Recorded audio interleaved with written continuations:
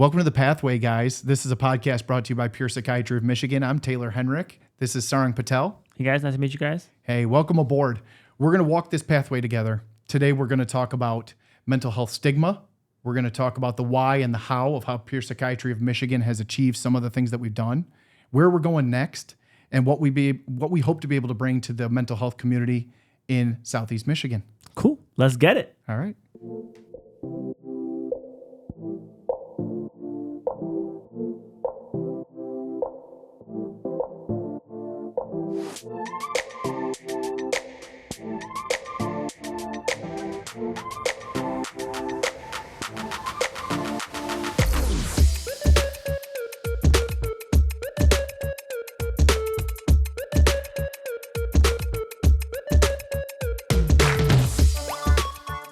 Who, what, why? Why? Why? What's the why? Why we did it? Why Yeah. we started Pure Psychiatry in the first place? No, I know.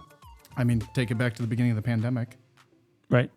Even pre-pandemic, you and I both working in psychiatry. And then I think we both looked at each other and said, if you had a client in need or you had a family member in need, this is what I always harken back to. If you had a family member in need, who would you send your client to, right? Who would you send your family member to? And I think we both looked at each other and said, you. Yeah. And when we started to think outside the box about, hey, if you weren't available, you know, I'm not here, you're not here, where would you send them to? Right. And the options were, we didn't really like the options. Yeah, that was the challenging part. We didn't like the options. We didn't like the weight, right? So I think that it came down to,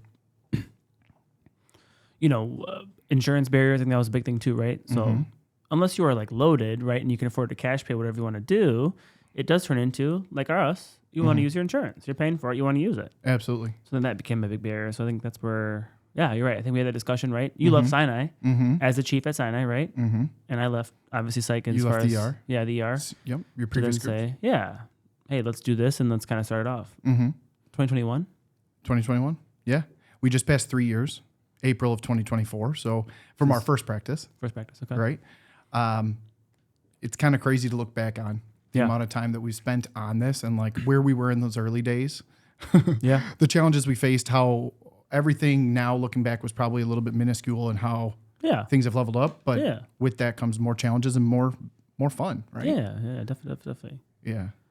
I think, we have a couple people that, right, obviously since the beginning, Dr. Amin, right, Rakesh Amin, obviously our partner as well, who soon hopefully will be here, right? Yeah. But I think that, his vision is the same thing too with ours, and that was a big aspect to it too. Yeah. But I guess when you say it out loud, it sounds different. I never thought of it like that. It does. It's been 3 years. Wow. The why, I think, just takes us back to accessibility. That's the word that I always use. Right. We are not a, one insurance self-pay clinic, like you said. Yeah. We're trying to get it paneled with every single insurance. We don't care about your socioeconomic status. We don't care about your background. If you need help, we're going to provide it. We got your back. And that's what it's all about. I think we've got providers that have aligned with that mission. We've got staff that are on board with that. I think when you have a clinic or a group of clinics that are all on the same page, I think your level of care is going to improve. Yeah.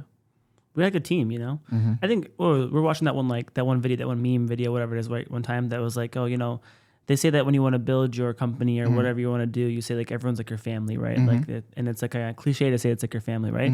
But I think it was a CEO of some company. I can't remember what company it was. Maybe it was Netflix, right? I think it was. I think so. And yeah, you said like, it's like you're not building your family, you're building the best team. You're building a championship team every single year. And that's kind of cool because I truly think that our team, right, from the front office staff to intake to prescribers to therapists to our admin to our COO, Phil, right? I think that across the board, we have a championship team. And that's what's kind of unique to say. I think most companies probably say, like, oh, yeah, like we're super happy about our team, whatever it is. But really, I say that they don't work like for Pure Psychiatry. We all work together, right? Absolutely. So it's all one unit. But maybe that's kind of cliche too. But I don't think it's cliche. I think we're all representing the same vision, right? Yeah. So everybody, we're examples of Dr. Amin's level of care. And when we want to portray that for the communities that we serve, everybody is doing something that's aligned. We all have the same goals. Right. We all have the same mission. And I think that that's something special. You don't have anybody who's an outlier, who's not able to kind of serve the community in the way that we're looking for. Right. I think that's our why, man. I think accessibility and serving more people and making sure people don't have to wait to get quality mental health care. Right. How have we achieved that? What are some of the steps we've taken in your mind? Well, I think obviously growing to, I don't know how many locations we have now, but growing to location wise has been a big 11. aspect, right? 11, right? So the growth to getting accessibility in that sense, right? But I think the big thing is telehealth, obviously a big thing, I not necessarily controversial, but if there's any light that came from COVID, it was that there was an emphasis on mental health, right? Now, both in our youth and our adults, right, especially geriatric populations, whatever it is, nursing homes, right, you couldn't see any visitors, family, whatever it is, and kids, right, being stuck inside the whole time and not having social interaction at a young age too. If there's anything good that came from COVID, it was just that they have now, we have more, I guess, emphasis on obviously mental health impact on them. Yeah. So, how we did that, we provided care to them, right, both in person and hybrid models as far as telehealth goes, which is still going on, which hopefully continues, right, from all insurance carriers, whatever it may be. So I think that was the biggest thing, right? So you could say you want to grow and you want to help and you want to get accessibility as much as you can, but realistically, some people don't have transportations, whatever it may be, so you can't really get to them unless they can do telehealth. I mean, us. I don't think I would make an appointment if I didn't have telehealth availability. Right. I didn't see my primary care for 7 years. I was like, I'm not taking a day off work. So I think that just having that was a big aspect of how we did it. That's such a good example. I think that telehealth has made a monumental difference for us. And I think it's aligned with our goal of removing the stigma, right? Yeah. You talked about there's adolescents and there's pediatric patients that are literally raised during COVID. Right. That were their early years of going to school were on Zoom with a teacher that's in the classroom. Right. It's still wild to think that years of that affected their growth trajectory, their academic performance. And then I like that you brought up the example of, the individuals who may be in a home or may not have that many visitors. Think of how isolating that must have been, how difficult it must have been. And hey, hopping on a Zoom call or whatever telehealth platform you're using for 15 minutes, maybe that helped them. Maybe, they felt good knowing someone's checking in on them. At least they got they got access, or they said, hey, let me reach out for care now, right? So not even the person that was in the nursing home then unfortunately couldn't see their family, but vice versa, right? Let's say someone in your family had COVID, right? The family themselves couldn't say their goodbyes, couldn't see them as well. So you have that aspect of that not having that closure. I think it obviously takes a big toll, right? And we always talk about before, I think, you and I personally talk about it, right? Everyone's trigger for mental health is different, right? It can be what's small for me might be large for you and vice versa. So who are we to say, hey, that's a small thing that triggered your depression or anxiety? Everyone's different. It can be the smallest thing. It can be a bad grade. It can be a failing a class. It could be divorce, loss of job, whatever it is, death in the family, right? So there's, the levels I think are different, right? But they're all impactful to an individual. So I think that's also the other thing too, right? We talk about the prescribers we have, the therapists that we have. We don't kind of I think breeze over the idea of, you had this job loss or unfortunate loss of an animal, whatever it may be. And it's that's okay. It'll be okay. It's no, we get it, that it impacts you, right? So if you provide empathy, it goes a long way. And I think that's what was missing in mental health prior to COVID, especially. But also, I think before Pure Psychiatry is that there was that lack of empathy, right? We have patients all the time. Oh, you guys care. I'm no, we're just doing our, we're just here. It's not even our job. We want to be here, right? Truthfully, right? As long as prescribers, we choose a profession to do in medicine.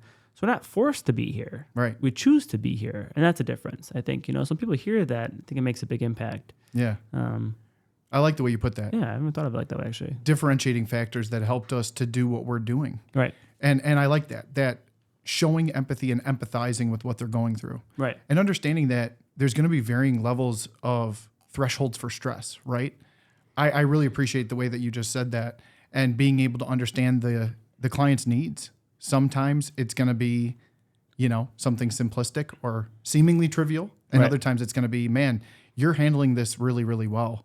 And just understanding where the client is at and what they might need from us. Being able to provide some sort of solace for them, some sort of a supportive blanket that they might need in that moment, and fostering that bond, whether it's a counselor, whether it's one of our front office staff taking a call and that client just needing to chat with them for a couple minutes, or whatever that level of care might be. Yeah. That's the why, I guess, of why we did it or how we're doing it, maybe? I think how we're extending it. How we're extending it. You know what I mean? Look at that. How it started and where it's going.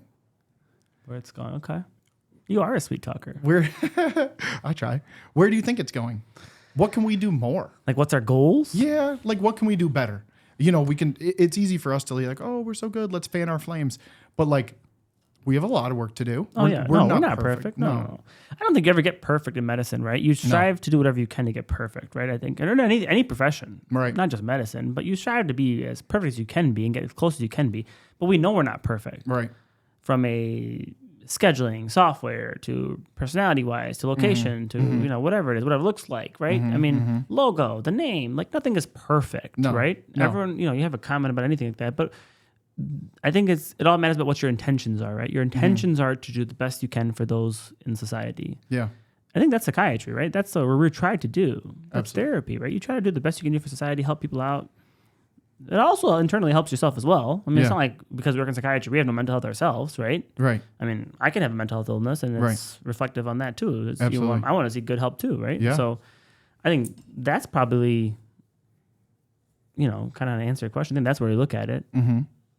And I think I like to go back to, I think you and I have always pushed each other, like not in a competitive way, but more in like a, let's do this together. Like, let's build each other up and let's grind. Yeah. We can't be competitive. You're faster than me. You're a track star. That's not even about speed. Oh. But you're faster than me in other ways. So it is what it is, But I think, this isn't a boastful comment, but this is more so, you and I always prided ourselves on being the hardest worker in the room, right? Right. And I can say when I'm in a room with you, I'm not the hardest worker. But in most rooms, when I walk in, I want to be the hardest worker. And when I look across Pure, I feel like we have a lot of hardest worker in the room types. Yeah, I think so. And I love that. It's Easily. not just like, oh, look at the productivity from this individual. It's more so like, man, look at the contributions of this individual. Like, look at how many people they're helping. Right. Look at what they bring to every single day. Look at how they brighten that person's day. Look at how they've livened up this office. And like, look at the patients when they walk out of that room. There's just so many quality measures and things that, I don't know, can't really be measured, I guess, that we just see in positive light. A lot of things that are going right. I think it's easy for you and I, being in a management role, to be able to say, man, like today was a tough day, right? Yeah. Stuff comes up. We're always handling this, that, and the other. It's not always going to be sunshine and butterflies. But when you look at how many people we're seeing a week, how many people we serve in a month, how many people we see in a year, to be able to affect change on that many people's lives feels pretty good. Yeah. Yeah. Yeah, it's rewarding. Yeah.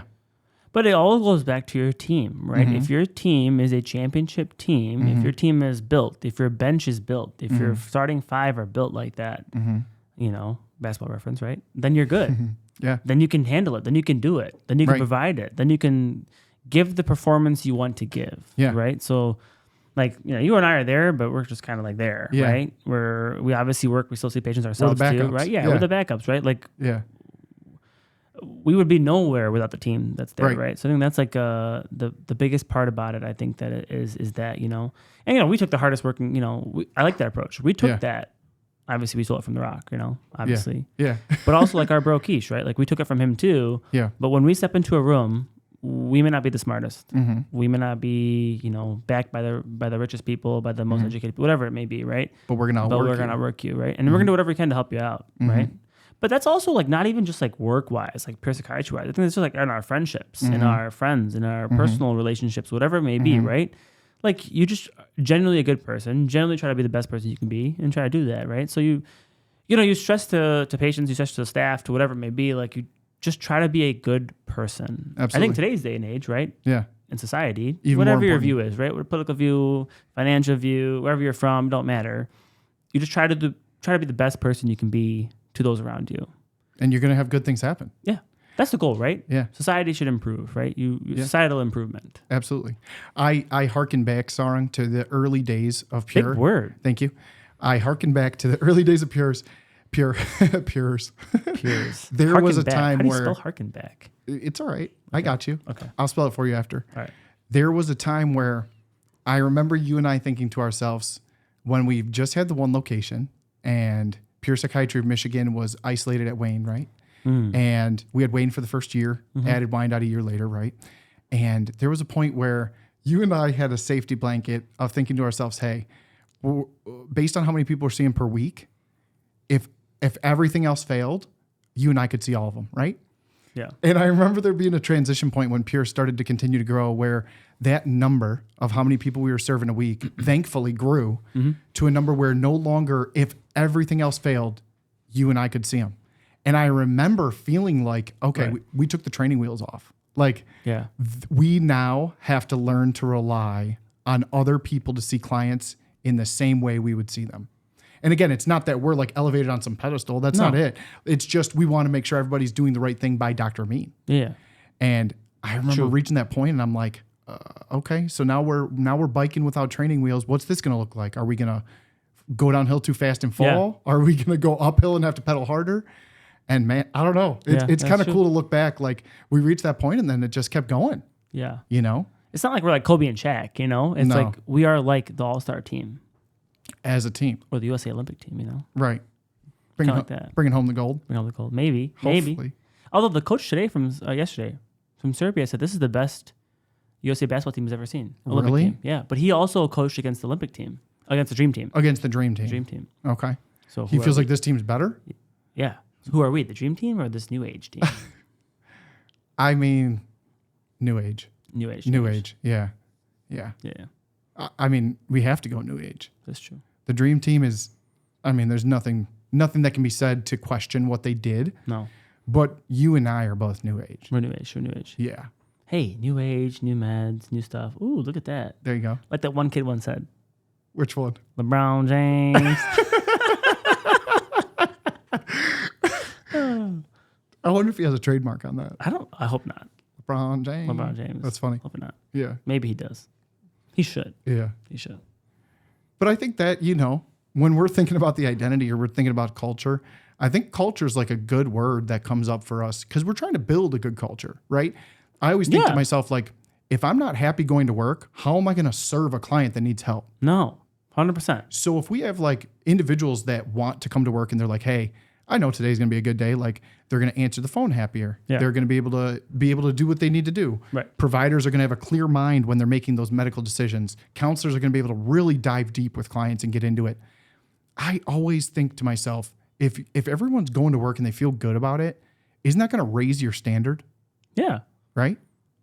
Even if you're big, even if you see a lot of people, even if you're small and you don't see that many people, that quality of care needs to be there for every single appointment.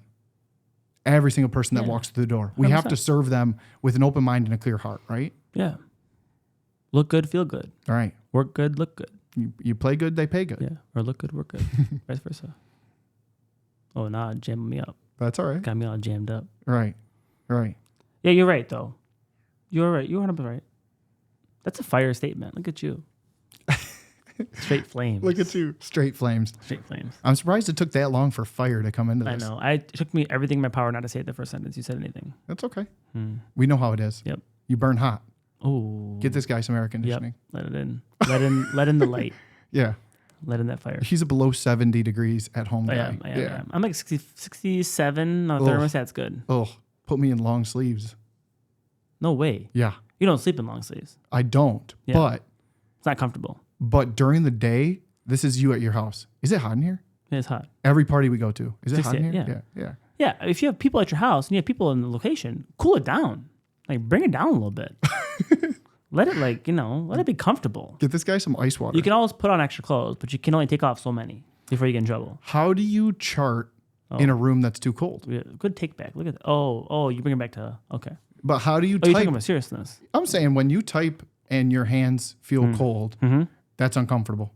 Sure, but if you sweat and everything is sweating, I'm uncomfortable too. That's like saying... Is it though? Yes, it is. 100%. I think you can live with that. Really? But if you're too cold, your hands start to freeze. You can't type. You can put on gloves. You can put on extra clothes. You can put a space heater. But if it's too hot, you can what are you going to do? There's no space cooler. Yeah, you just need to drink water. It's called air conditioning. Oh, yeah. Sure. So okay. Oh, okay. Let me put you in the desert and just say, drink some water. You'll be all right. No. It's a good point. You can only cool off so much. Yeah. But you can warm up with other external aspects. That's true. Mm-hmm. But you're going to be out here like an Eskimo typing in gloves? I mean, ain't no judgment. Okay. Judgment-free zone. Oh, sorry, wrap that in there? Oh, man. Sometimes. This is a judgment-free zone. This is a judgment-free zone. Yes, it is. Absolutely. Yeah. Man, let's get back on the pathway. Oh. We got off the pathway. We veered off the pathway. We got to bring it back. Get it back on. Yeah. Sometimes your pathway isn't straight. Ups and downs. Back and forth. It's like the stock market, right? It went down on Monday like crazy, right? Now it's going back up. Maybe it's going back down right now. I don't even know. I'm not even looking at it. Right? So your pathway ain't always straight. That's true. Ain't always straight. What is the not pathway? Always straight. That's a good point. Yep. We always talk about in mental health. I always say progress is not linear, right? I even tell my clients, I use those words. I tell them, look, we may have taken 3 steps forward. Right. Maybe we take a step back, right? It's not going to be one direction all the time. We're going to need help to be able to progress and to actually see foundational change, affect change. It takes time, right? We know from our experience, because we work in psychiatry, medications are a tool. It's a resource. But to actually make effective change takes what?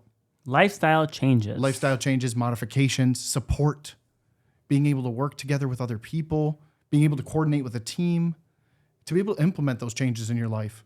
Man, I think that's being on the pathway, right?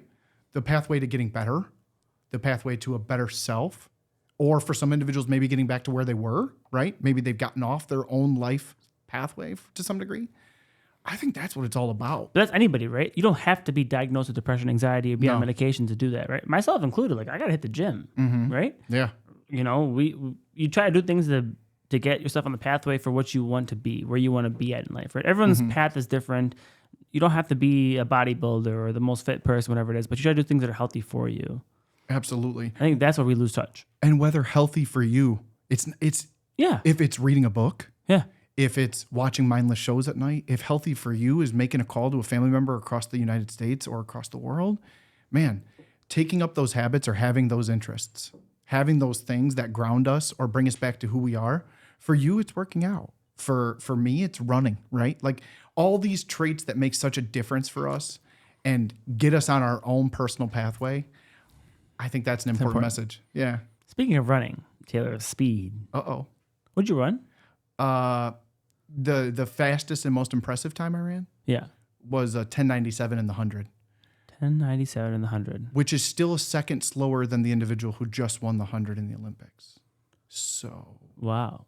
Still a ways off. I mean, you're a second off. I might be 1 minute off. What's the big difference? Roughly. Yeah, you could do like speed walking races, maybe. Yeah. Not even close. Yeah, you might be. My shins might hurt.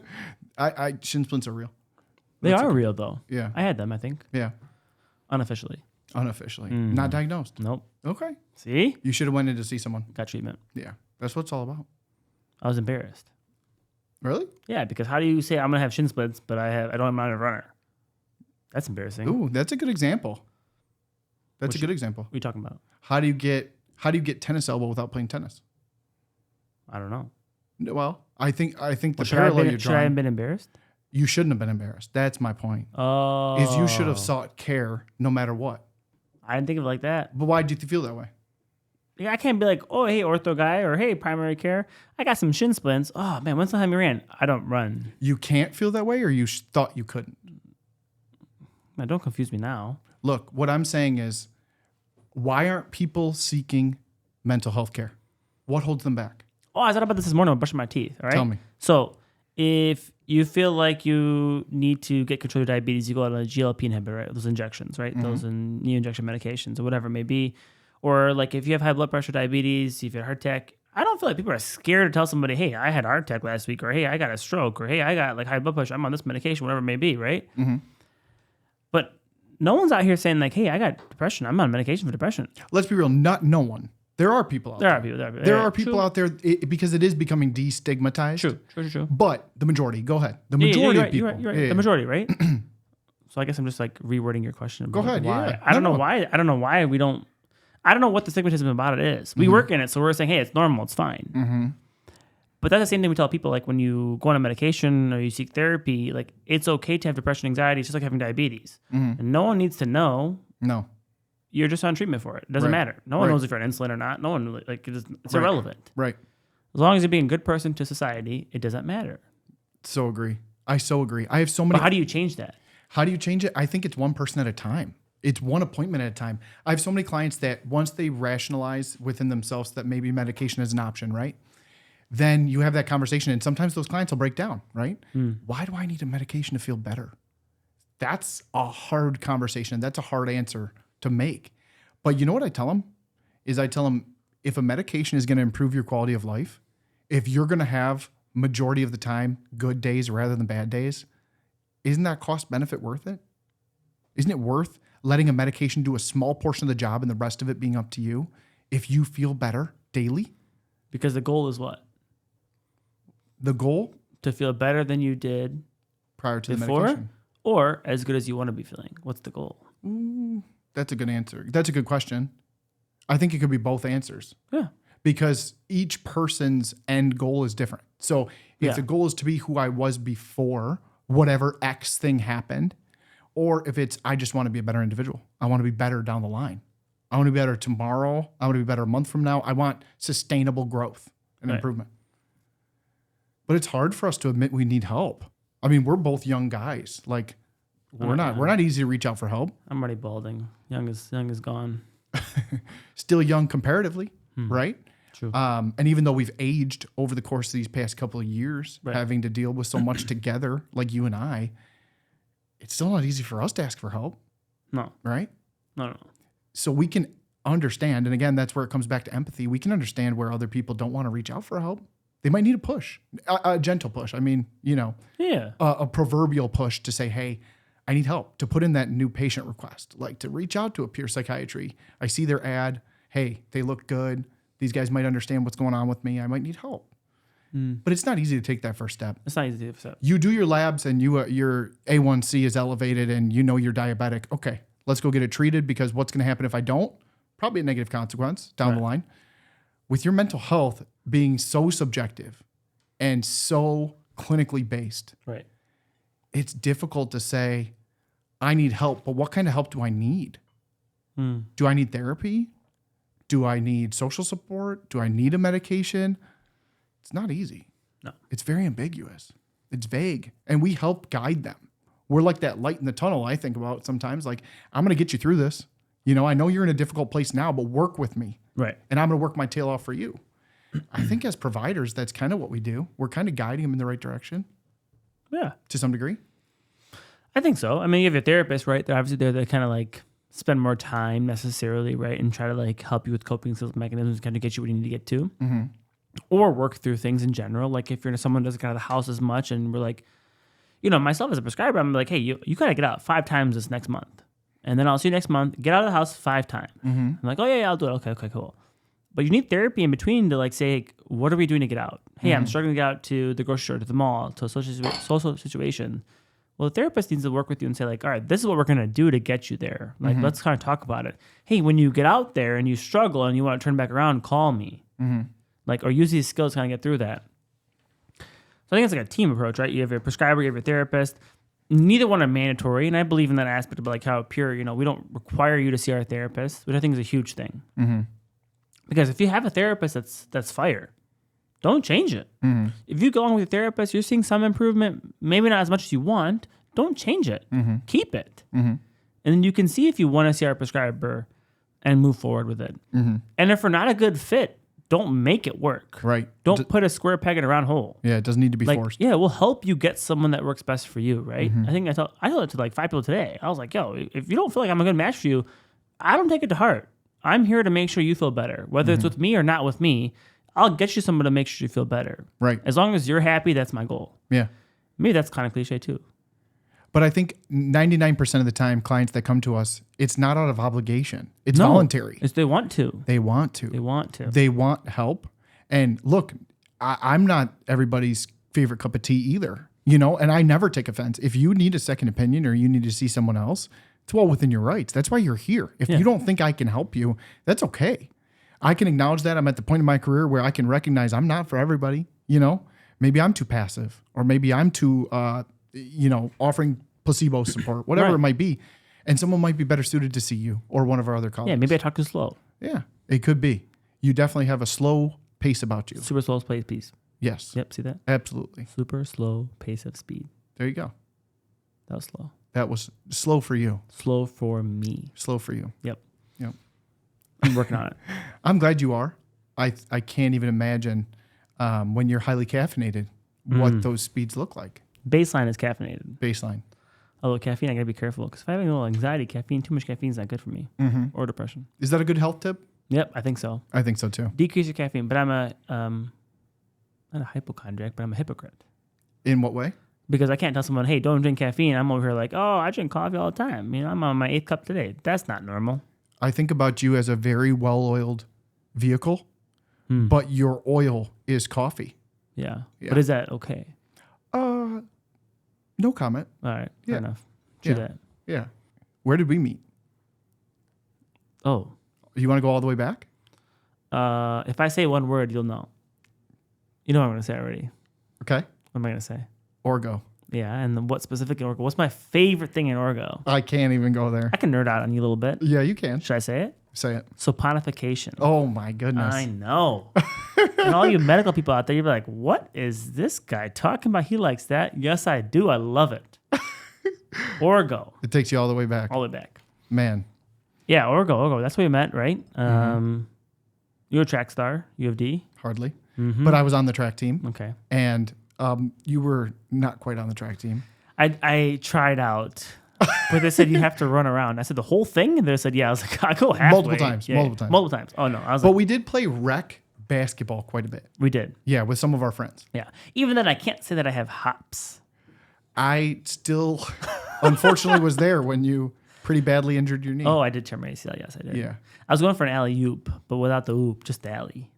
If you want to see a good example of who we were before Pure Psychiatry, I distinctly remember one day, Sarang used to live down in the towers on Riverfront. And we were studying for a test during PA school, an end of rotation exam. Shout out PA school. Yep. And we, in one day, studied for 13 hours. It was my own PR, right? Track days, PR. Personal record for how long I've ever studied. And it was just like another day for Sarang and his crew. But I was there that day and I was like, man, 13 hours. And then how did we celebrate? Burger King. We got a Whopper. Oh. Do you remember that? A little veggie Whopper? That was, a little veg Whop, little normal Whop for me. But man, that was a long day. And we're like, we're dead. Let's go get some BK. Yeah. But we still at that time, man, like we would put in the hours. We're like, I don't know. I remember walking along the riverfront with you, spitting back and forth, poem. We had it on lock. Yeah. I mean, we knew we were going to pass the test. Straight memorized. Memorized. But it's still there. Well, like Usain Bolt. Right. You trained 4 years for 9 seconds. Is that a good comparison to what we went through? I'm not really sure. No. That's okay. It's a good contrast. All right, contrast. Because ours is like you trained a lot of years for a lot of time. Oh, sorry. Yeah, okay. Yeah.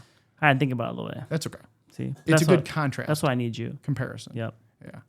But I think contrast. Where we were, I'm not going to get too personal, but like where you and I have been kind of does inform who we are today, right? I think so. Like, I like you always bring up the example that like we were willing to take a shot on each other, like a chance on each other. Yeah. We were willing to like gamble on each other and start Pure together. Yeah. Like at a Panera, putting in the articles of organization with Quiche, figuring out how we were going to do this. Early days with a ton of support from our families. Yeah. Right? Like what a risk. And look at it now. Like this is our, you have 2, I have 1. So I can't say our baby, but like it's our 4th baby combined, Yeah. It's like, man, kind of cool. It's kind of cool. Something to be proud of. Yeah. I think it's exciting, me, I mean, we're like opposites, you're like, oh, it's all good. I'm like, no, we can be better, bro. Yes. So I think that, we can be better. Yeah. So, if we're bringing this episode to a conclusion, are we done working? Heck no. Are we happy with where we're at? To some degree. Is there room for improvement? Yes. There's absolutely more that we can achieve. There's more that we can do. There's more people that we can help. Right. We're not done. No. We are going to continue improving. Where are we going? Where are we going? You tell me. How about I make a deal? Okay. Make me a deal. You throw out a city. I'll throw out a city. Okay. And we'll go there. Okay. You go first. But do we want to show our hand? It ain't competition. Where are we going next? We're sitting in it. We're in the city right now. Oh, Big B? Yo, Brighton. The home of the Bulldogs. Is it Bulldogs? Brighton Bulldogs? I saw it on the way in, yeah. Oh, you did? It's their high school mascot. Well done. They have a lot of state championships here. I know. I saw that. They must have some beastly athletes. Yeah. They didn't. Not my genes. Where are you taking us next? To your hometown. Wow. Where's your hometown? I'm from Traverse City. The Big TC. Maybe they can get this. Up there. Oh, look at that. Big TC. Go. Is that how far it is? It is 3 1/4. It is my 3 favorite place 3/4 on the world. Yeah. Okay. Why not? What's stopping us? I don't know. TC is booming. Yeah, it is. It is. Metro booming. Yeah, Yeah, but that's where we're going. I mean, that's like, all right, well, we're going to those 2 locations now because we guaranteed it. Mm-hmm. But as long as people need the care, that they're there, they can't get it, we'll be there. All jokes aside, that's what it boils down to. Yeah. If we see an area that is underserved, such as when we went downriver, right? We don't have to talk about where we're at, but when we identify an area of need, we're going to make it happen. Right. We are going to go there and we're going to help people. It's not about chopping down competition. It's literally about serving an area that has no other options. Right. Period. And if they do have options, we got to be better. We have to offer a better level of care so that they want to see us, right? I mean, I think so, but I think that in general, we still refer to competition if they feel like they're a better fit. I think it's just the idea of that, like, as long as you are happy, as long as you are as good as you want to be feeling, that is our goal. Mm-hmm. Wherever it is. Whatever it is. Yeah. Like, you don't have to have every single aspect of your mental health care with us, but as long as you feel like you get where you want to get to, that's all that matters, right? I mean, of course, we can't fix financial issues, and I wish we could, right? Yeah. Win the lottery, give everyone money, I'd be great. Yeah. Right? But if we can help you, we will do so. If we have to refer you out, we will refer you out. Mm-hmm. But, I think that it's like, not being a clinic that's a pill mill that's just giving out medications like random, that just like forcing you to take medications. That's not us. You know what I mean? No. I think that we try to do what's best for you across the board. I like that. Yeah. I like that. To be able to say we don't have the ego that we can serve everybody. We can't help every person. You can't help every person. But we're going to help as many people as possible. True. And you bet your bottom dollar we're going to work hard to do it. Bet your bottom dollar.